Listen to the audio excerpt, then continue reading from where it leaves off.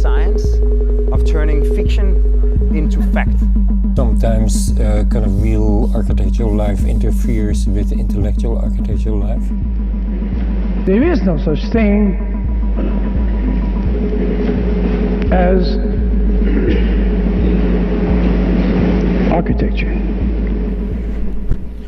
Hello everyone, this is Vikram Prakash and you are listening to Architecture Talk. Each episode we try and have a conversation with a contemporary thinker on contemporary issues and try and use that discussion to advance the frontier of architectural thinking.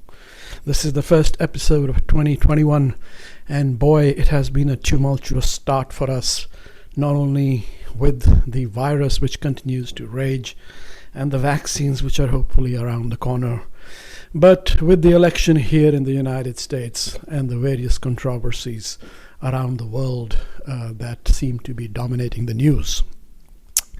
Architecture was always, as always, part of the mix, with a big discussion here in the US on the nature and role of the Capitol building, its symbol, its pomp, its circumstances, its security, its failures, and its aspirations. Somewhat along those lines, on a different register and a different scale, today I am having the first of two conversations on another architectural event, which is the proposed demolition of 14 dormitories of Louis Kahn's famous Indian Institute of Management buildings in Ahmedabad, India. A controversial issue which seems like temporarily has been put on hold, but I enter into its discussion this week with Prem Chandavarkar, who wrote a scathing letter against it to the director of the Indian Institute of Management. Here's this conversation, and I'll follow up with another conversation with a different set of Indian architects next week. Here we go.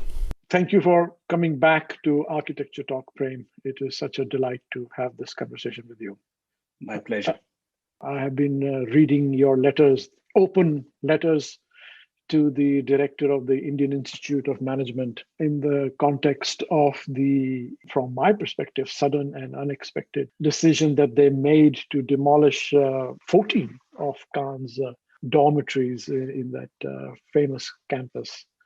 I think through your letters, the brouhaha that emerged in the professional international community, numerous signature campaigns that took place, it looks like, as of the most recent, that the IIM has decided not to issue the tender calling for proposals on how to, demolish and rebuild these buildings. So can you help me out and give me a little bit of background? It came as a complete shock out of the blue for me, but had you had the rumblings of this? Was this already in the air? Have people been talking about it? How did this come about at all in the first place?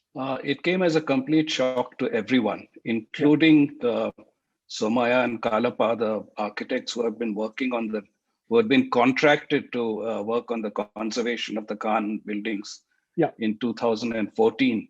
Yeah.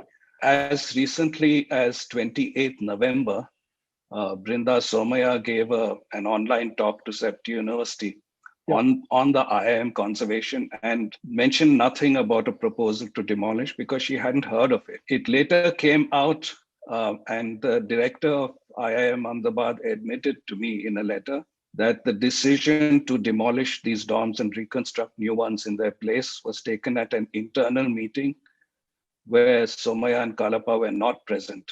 And they were not even informed about the conclusion of this meeting, although the director said the latter was an inadvertent communication glitch. Yeah, I saw that, but Prem, decisions like this don't happen in one meeting, right? I mean, people aren't thinking, hey, what do you think? Yeah, let's do this. This must have been brewing. Even if Brenda, Somaya and Kalapa were not involved. This must have been going on for some time. Yeah, I agree with that. It must have been going on for some time. And so what is striking that it is going on with the exclusion of whoever has been working on the conservation.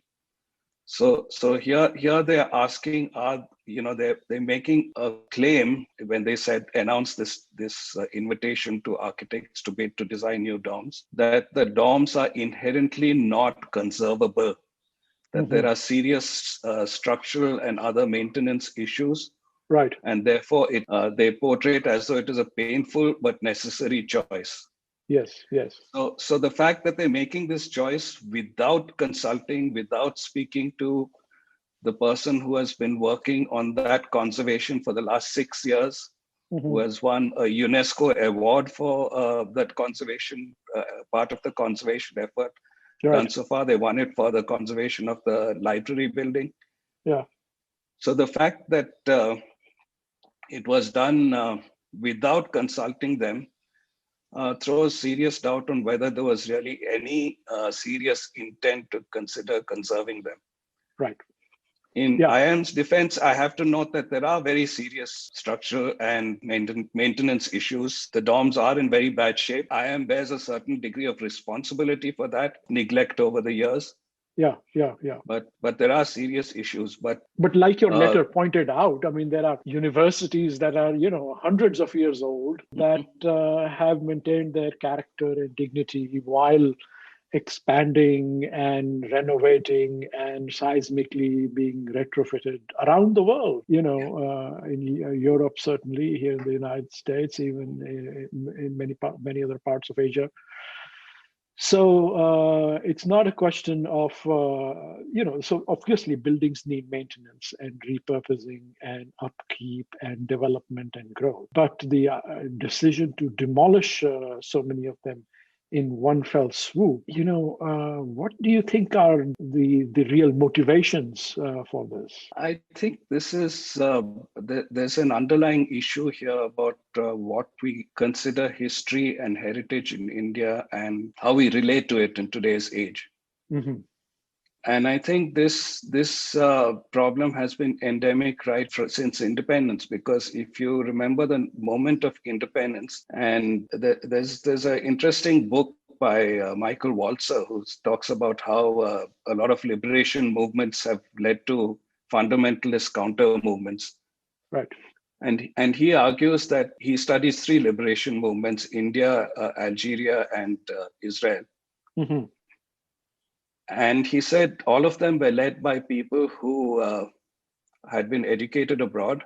At least the primary leadership was dominated by people who'd been educated abroad, who were troubled by the consciousness of the public they were seeking to liberate about how easily they had acquiesced to colonial domination or some other form of domination. So they cast the movement as a very liberating, forward-looking movement, which was based on a new consciousness. What they said was a consciousness of modernity, which put a feudal thinking behind. Yeah, undoing history. So there's a notion that we serve ourselves by primarily looking forward. Yes. And if we look backward, we have to do so very selectively, and therefore our notion of heritage became monument-centric, became an aesthetic issue rather than a cultural issue. And what qualified as heritage had to be very old. Anything that was not old was not heritage. Right. Because at that moment of independence, we wanted to say the previous 2 centuries of independence did not really belong to us. So there's a historical rupture there. So we wanted to discount the colonial heritage. Is that what you're saying? It's more than that. It bred a belief that we discount the recent past as heritage. Yes. If we want to capture heritage, it has to be far older than that. Yeah. And that is reflected in this case. It was reflected in the Hall of Nations case, where the government said that the building is less than 60 years old, that it doesn't count as heritage. Yeah. In the IIM case, one of the letters that the director wrote to me, he said, I would hesitate to call a set of buildings that are barely half a century old as heritage. So there's this notion of some idea of a qualifying age, which I pointed out is quite nonsensical, because if you reduce heritage to a qualifying age, then what future generations will call heritage would be restricted to what escaped demolition before it reached that qualifying age. Yes. which is a rather nonsensical definition of heritage to have. Yes, yes, that's totally right.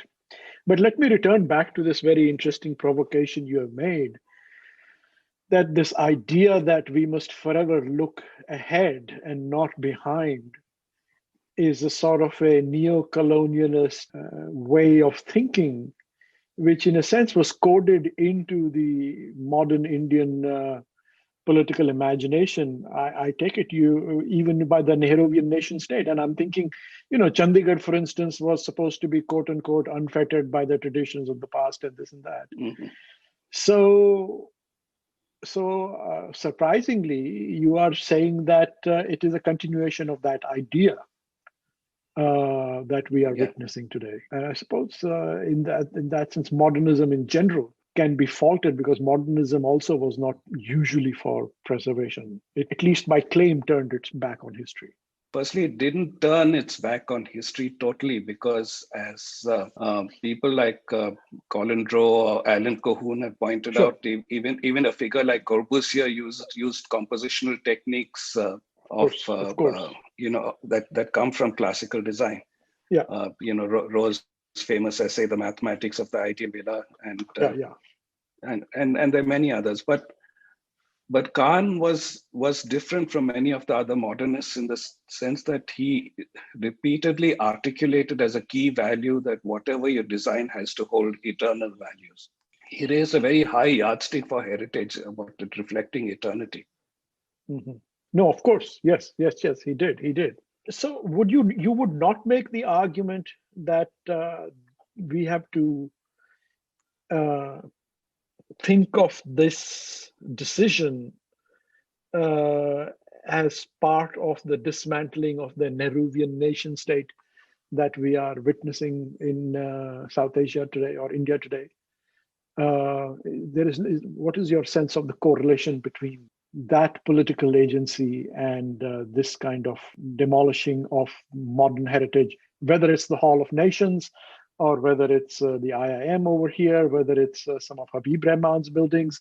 I know 2 or 3 of my father's buildings have been destroyed. Your father and your firm also has significant heritage. Is this part of that? While that trend to demolish the Nehruvian legacy is definitely present and was probably a factor in the case of the Hall of Nations being demolished, I'm not sure, at least I haven't seen any direct evidence of it in the IIM Ahmedabad case.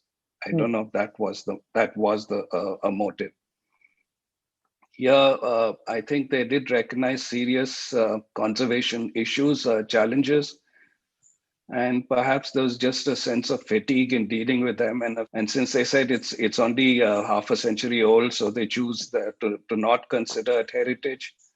Mm-hmm. So if you don't consider it heritage, then why keep crumbling buildings? Why make the effort to restore them? Why not knock them down? I mean, if there was a set of badly designed dormitories, perhaps designed by the CPWD or someone, and they were crumbling, I mean, no one would have a second thought if a decision was taken to knock them down and build anew. The basic issue is, what do we recognize as heritage? What do we call heritage? The director said that there were 3 factors that guided the decision.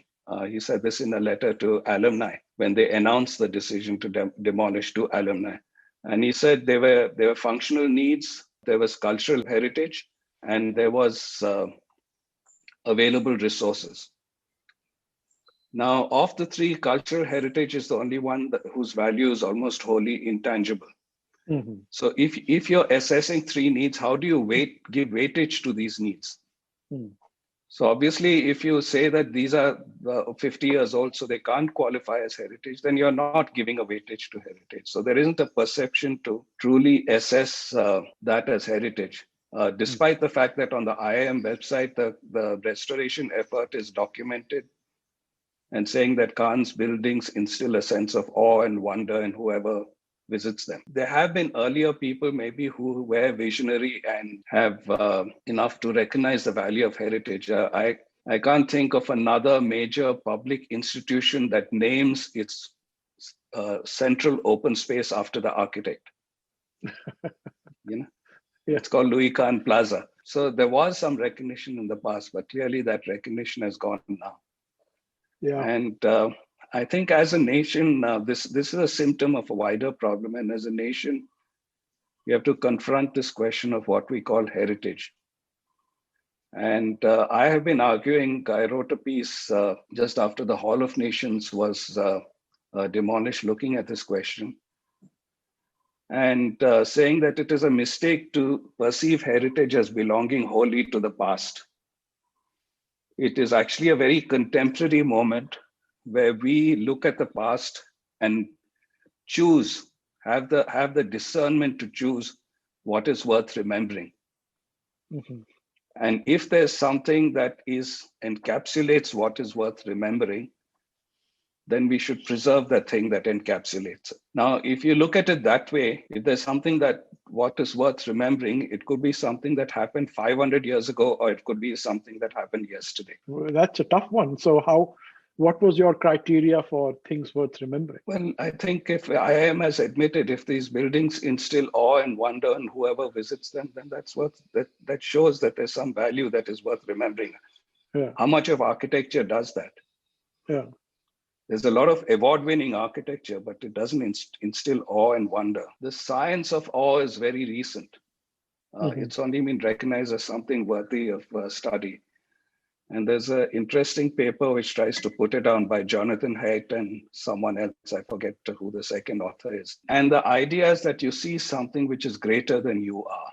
And you are moved by that greatness because you recognize in that greatness something that is also within you. So I think that is very intrinsic to the human condition. We are intuitively inspired. We gain solace by connecting to something that's greater than we are. Many people have documented this.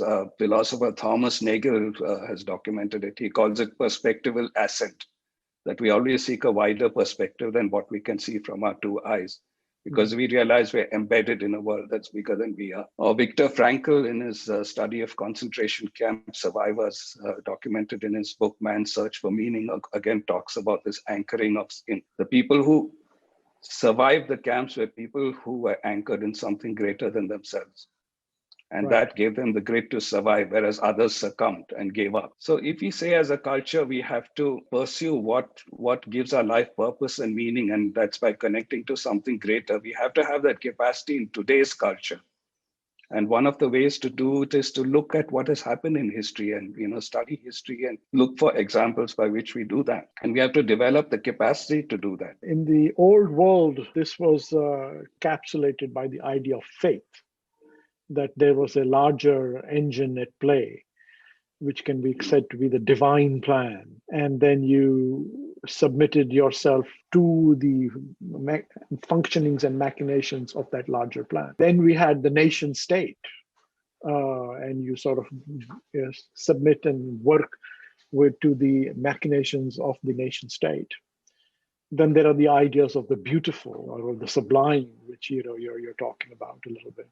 And then in your letter, you also mentioned the idea of the greater society, right?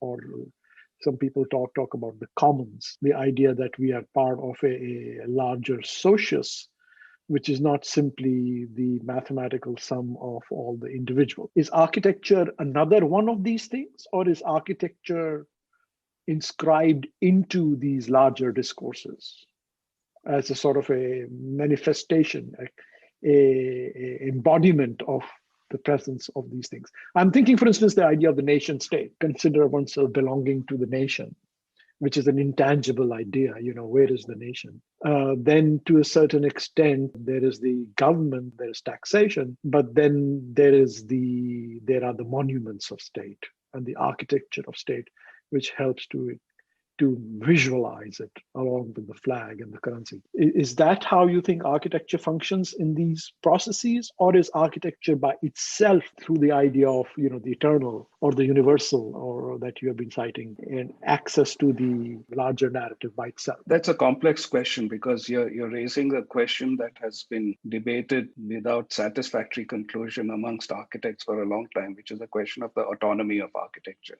Let's take your example of the nation state. That can be portrayed in two ways, one inspiring and one damaging. The damaging one is is nationalism. The inspiring one is, for example, the way the Indian freedom movement articulated India as a nation state, which was masterfully driven by Gandhi as not driven by nationalism, but by the idea of Swaraj. Right. So the difference between these two is actually what it does to the inherent agency of the individual. How does it treat? Nationalism will demolish will suppress the individual's agency and will portray a notion of awe where the individual is struck mute with awe and just surrenders their agency to the nation state. Right. That leads to what the political scientist Nilanjan Sarkar said we have evolved into, where we have a politics of Vishwas, or a politics of trust, versus a politics of Vikas, which is a politics of development.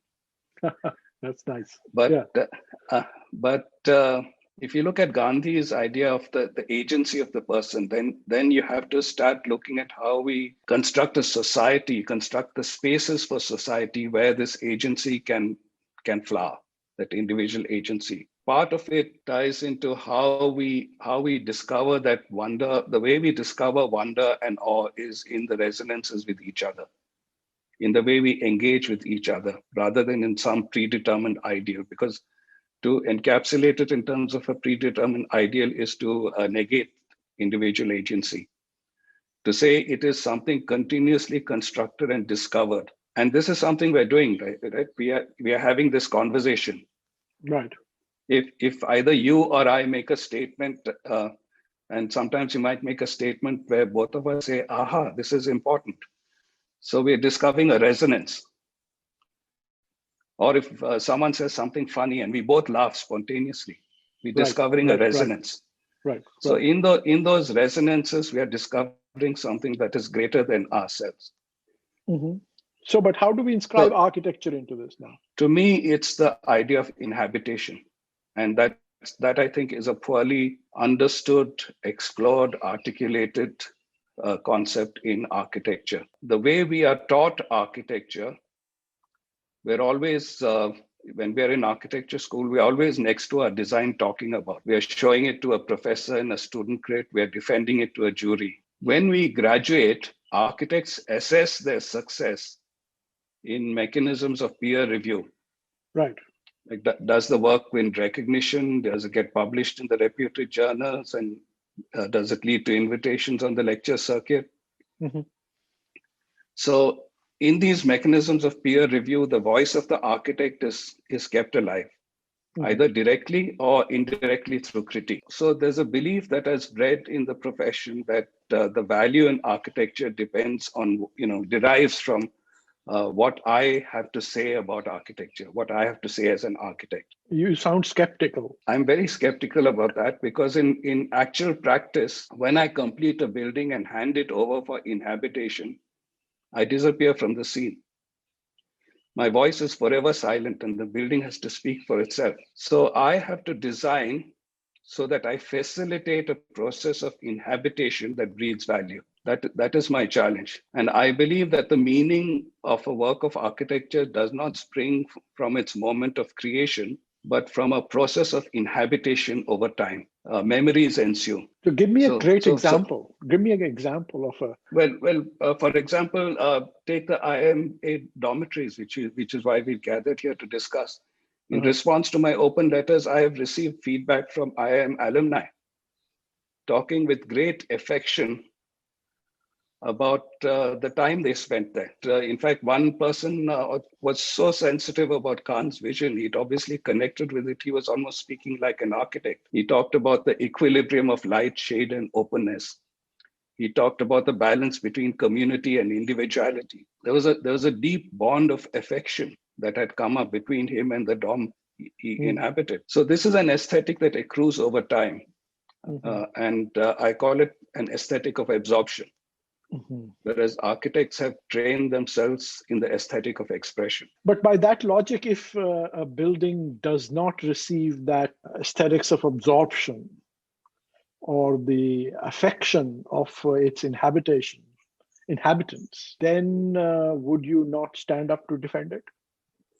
If the architectural, let's say, if the architectural community has a lot of affection for it? I would be much more reluctant to defend it. To take as another example of Corbusiers Capital Complex in Chandigarh, I have deep affection for the Legislative Assembly and the High Court. I am indifferent about the Secretariat building. We'll have to discuss that another time. Yes, but go ahead. And I'm just giving you my personal opinions, but Yeah. And the scale of the plaza, while it frames this fabulous view of the Shiva Lake Mountains, it's not a very friendly scale, and it's in fact deeply inhospitable in summer. So I have concerns about many of those things. However, I do think it marks a significant milestone in the development of architecture, in the development of urbanism, that possesses a significance that is worth preserving. So sometimes there are some buildings that are problematic in the way they've been designed, but they are milestones that we must remember, that the way we design today might be very different if that had not happened. It marks a very significant precedent. If you want to trace the history of modern Indian architecture from the late 1950s up till the mid 1970s, which is a significant period, you cannot do that without a reference to Chandigarh. You just cannot.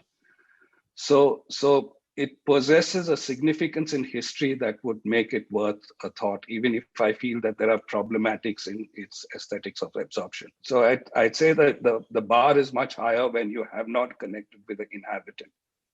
I see. But I think that connection is something that really we need to play up. I think Yohani Palasma puts it very well. There's a phrase, which I can't remember the exact wording, in the eyes of the skin, where he talks about architecture and he says, I lend my perception to a space and the space returns to me its aura, which emancipates and entices my experience.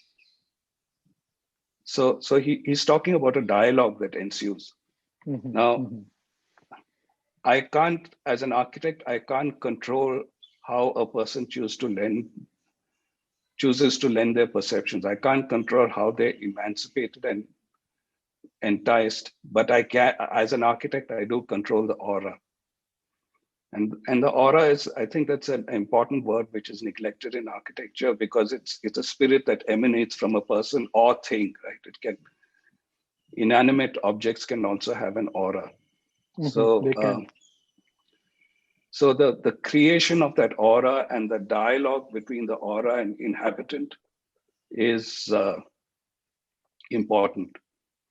And I think of the architects of that generation, Louis Kahn was one of the most successful ones in doing that. Is Lachin's Central Vista, does it have aura? Yes, it has an aura because of its grandeur. The idea of the grand urban axis, which is something that I have written about.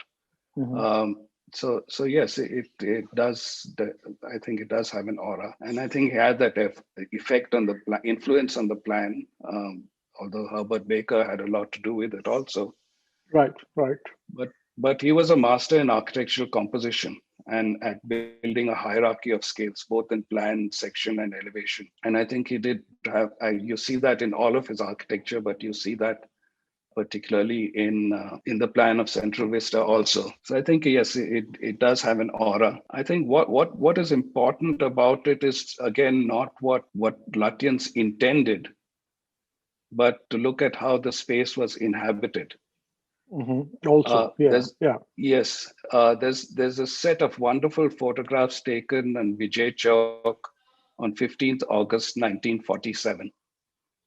Okay, India's first day of independence. Right. And the place is just crowded, and it's not crowded with the elite. It's crowded with very ordinary Indian citizens, most of whom look working class. So you see there a spontaneous appropriation of the place that happened on the first day of independence. And that's an appropriation that continued in many other forms, in the way we took over the Parliament House and formed the Constituent Assembly there, where Nehru made his famous Tryst with Destiny speech. And it's been appropriated in many other ways, the way the boat club lawns have been appropriated as a site of public gathering and public protest.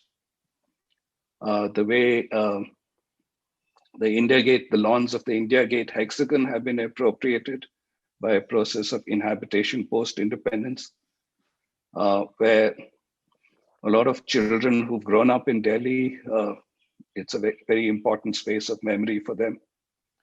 So definitely Central Vista had that aura that lended itself to this appropriation, which caused a certain emancipation and enticement. It had that capacity. Let's talk a little bit about your own practice in these terms, and also reference to other contemporary practice in India or elsewhere, but certainly in India. What are your technologies of techniques, let's say, or whatever term you want, of inserting aura in this way, in this echoey way that Palasma, you said? I'll be honest and admit that is still a struggle. A part of it is elevating the idea of inhabitation, to say that this has to breed experience, and to make that a major factor in the way we design. And a methodology we have started using in recent years, which was a way to try, to resolve this dilemma about the autonomy of architecture. Because on the one hand, it is necessary to carve out architecture as a disciplinary space, which has its own focus, its skills, its protocols. And that autonomy comes from what the architect does, which nobody else does, which is to order space and to order experience in space. But how do you construct that autonomy without being overly self-referential?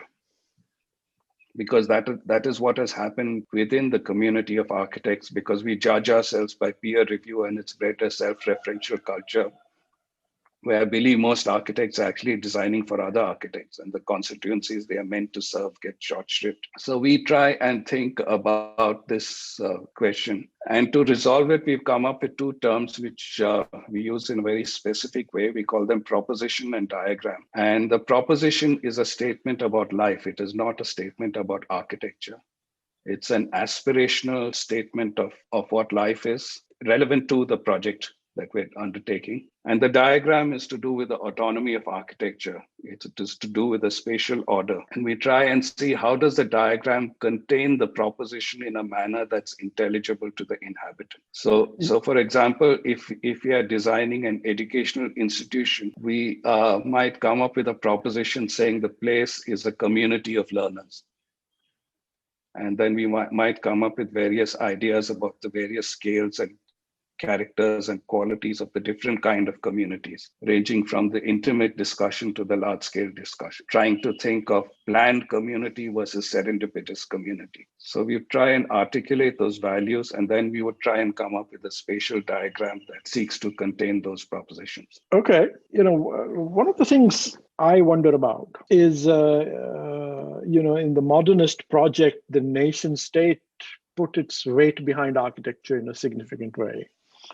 And even the private sector put its weight behind architecture in a significant way. One can argue that the contemporary world, the nation state also is putting its weight behind architecture, but in a very different way. From Ram Mandir to, Central Vista to, Amravati to this and that, right? And the private sector, also invests deeply in the image of architecture, even if it is for economic reason. So, I'm sort of trying to ask about the question of the relationship between the client and architectural agency as inserted in the social matrix. What you're talking about, having the diagram be legible to the inhabitants, somehow it has to be inserted into the social matrix in a legible and oratic manner. And I'm wondering, is there a relationship between that desire for architecture and the kind of client you have? Yes, certainly, and it structures the relationship greatly. Firstly, to respond to something you said about, for example, the nation state using architecture. It has used that as public symbol from the viewpoint of an aesthetics of expression.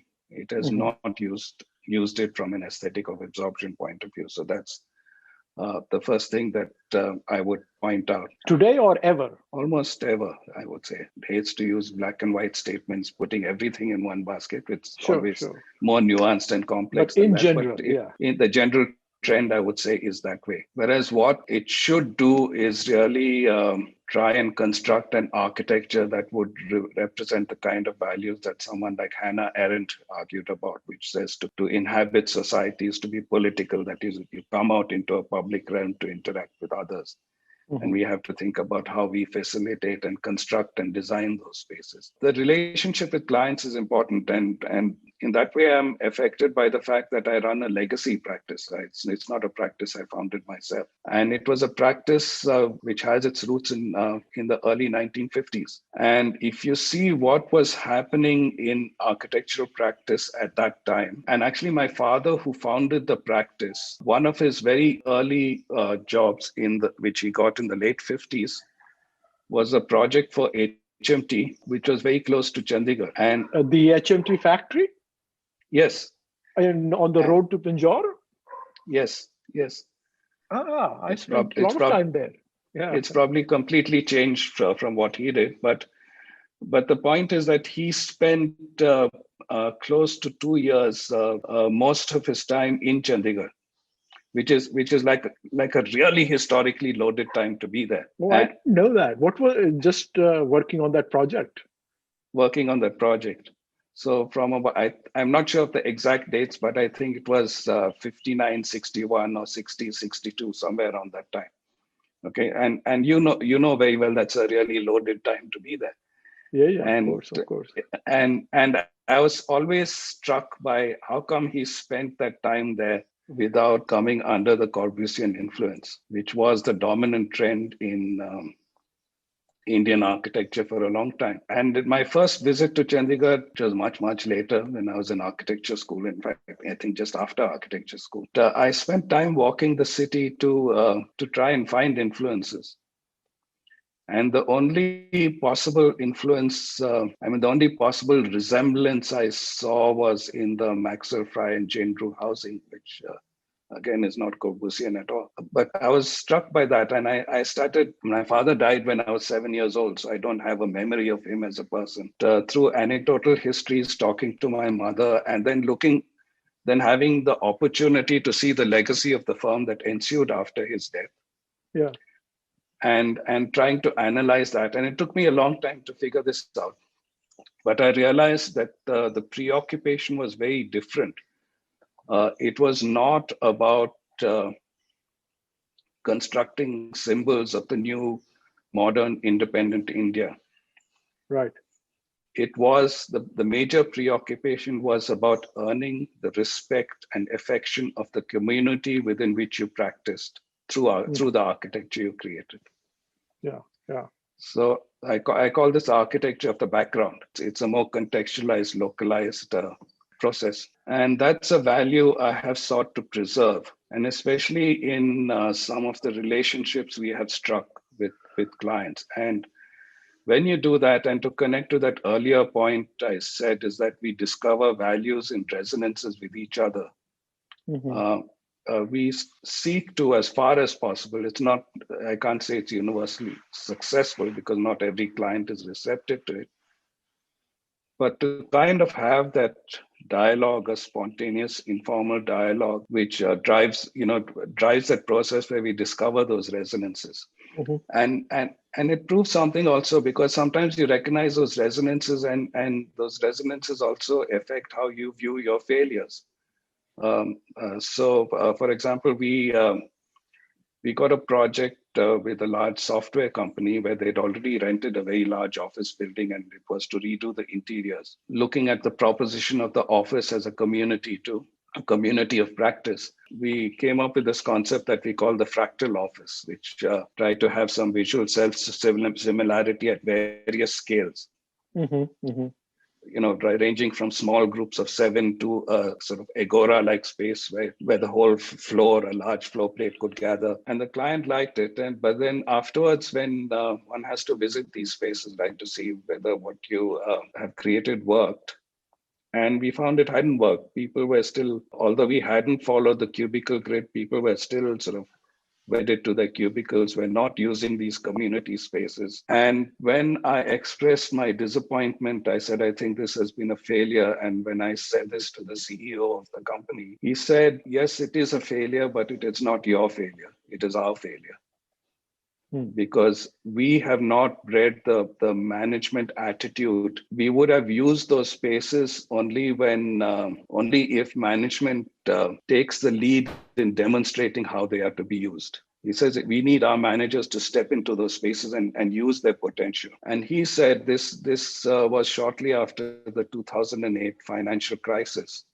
Which hit the software industry also very badly. And he said, I had to do a round of going to every floor, talking to employees, trying to keep up morale in a difficult period like this. And he said, I can't tell you how useful your design was when I had to do that. So in a sense, the design didn't work as we intended, but the discussion with the client had struck those resonances. That's great. As we approach the end of this conversation, you talked about preserving for the future. And this is 50-year-old stuff that we have been talking about, and some of your things.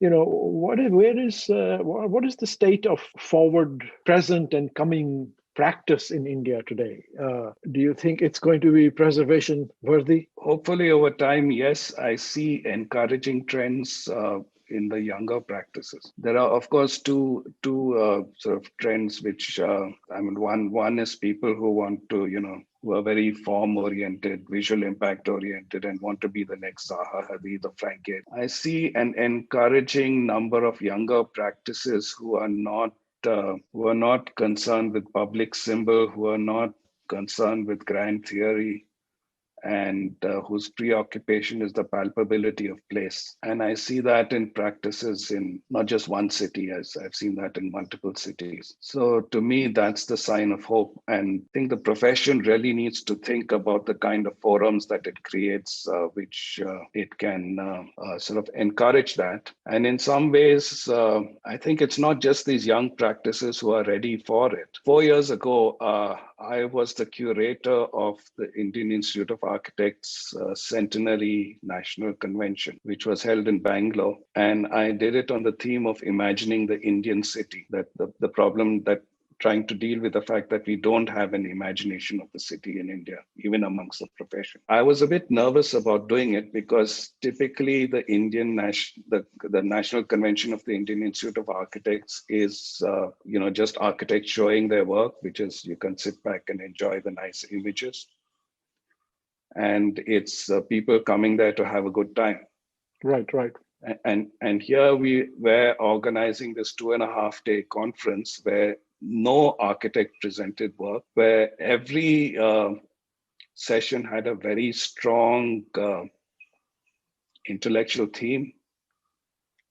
And the discussions were very serious and in-depth, and we managed to get fairly rigorous scholars and thinkers for all the sessions. And I was scared that, we'd have this hum of conversation and people would be bored by it. But we actually had a full house for every session, and people listened attentively. There was discussion right through. Discussion at the end. There were, people were articulate with questions, and there was a lot of appreciation for the event. So I think the community is hungry for it.